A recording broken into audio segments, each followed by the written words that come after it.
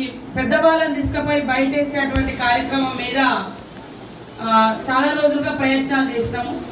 ఇంతకుముందు కూడా మా శాఖలో మరి కరుణ మేడం ఉండే, మనకు ఉమ్మడిగా వరంగల్ జిల్లా కలెక్టర్గా ఉండే. ఆమె ఉన్నప్పుడే మేము ఫస్ట్ చర్చ చేసి పెద్ద మనుషుల దగ్గర ఆస్తులు రాయించుకొని పక్కకు పంపిస్తున్నారు, ఆస్తులు రాసేదాక మంచిగా చూసుకుంటున్నారు అమ్మ నాన్న. అది రాయంగానే కథ తీసుకుపోయి రైల్వే స్టేషన్ కాడ, బస్ స్టేషన్ కాడ, లేదా అనాథాశ్రయంలో, లేదా ఇట్లా పెద్ద ఓల్డ్ ఏజ్ హోమ్స్లలో పడేసి వస్తున్నారు.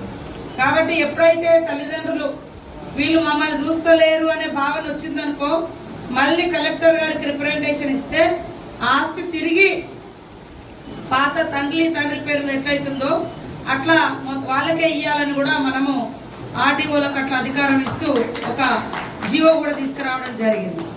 అదే కాకుండా ఎంత వద్దన్నా ఈ తోసేయడము, తీసేయడము, నెట్టేయడము, కొట్టడము చాలా చూస్తూ ఉన్నాం.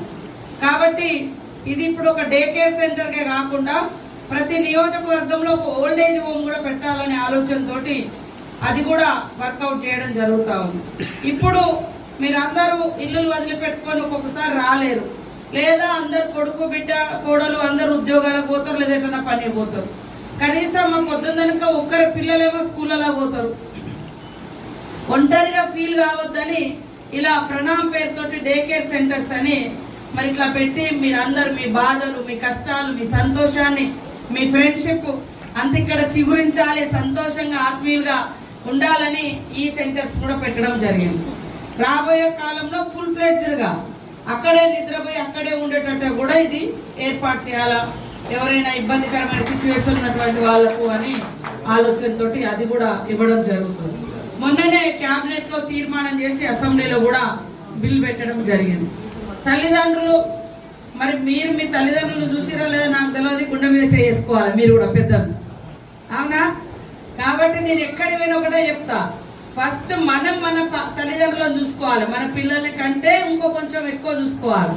అప్పుడు మన పిల్లోడు అబ్జర్వ్ చేస్తాడు, అరే మా నాన్న మా అమ్మ నాకంటే వాళ్ళ తల్లిదండ్రులను ఎక్కువ చూసుకుంటున్నారు ఎందుకు వచ్చిన ఆలోచన వస్తే ఖచ్చితంగా నాకు ఈ జన్మనిచ్చారంటే నా తల్లిదండ్రి, కాబట్టి వాళ్ళే లేకుండా నేను లేరు కదా అనే ఆలోచన రావాలి. ఏది మన మనవలకు కానీ మన కొడుకులకు కానీ.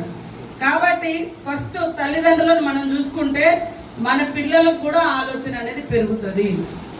కాబట్టి ఈ రోజు ఉన్నటువంటి తల్లిదండ్రులకు నేను ఒకటే కోరుతా ఉన్నా, మీ పిల్లలతో సమానంగా, ఇంకా పిల్లల కంటే ఒక అడుగు ఎక్కువ చూసినా పర్వాలేదు,